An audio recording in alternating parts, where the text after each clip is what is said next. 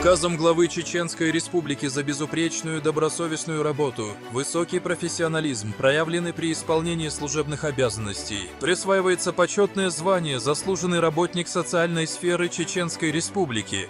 Распоряжением главы Чеченской Республики награждается почетной грамотой главы Чеченской Республики.